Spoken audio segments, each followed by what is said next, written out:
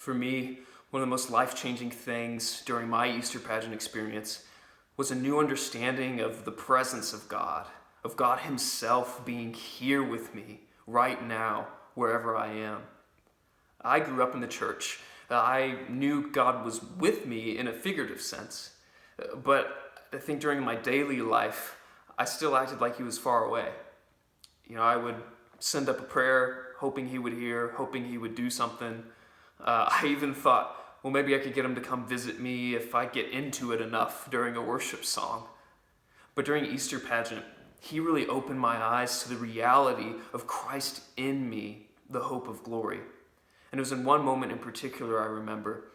Before one of the shows, I was backstage getting ready, just praying quietly, getting a little bit anxious. And I remember saying, Lord, would you be with me? And suddenly in that moment, the Holy Spirit quickened to my mind and He said, I already am. And man, that hit me in a way that I had never experienced before in my life. And suddenly I realized oh yeah, I don't have to do anything else to get Him to come, to get Him to stay.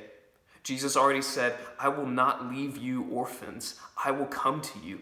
And He also said, I will never leave you nor forsake you. And the reality is that we who were once far off from Him have now been brought near by the blood of Christ. How Jesus broke down the wall of separation, separating us from Him, and that now the same Spirit that raised Jesus from the dead lives in me and in you. It's wild. It's almost like the gospel, right? And who is it that's with us?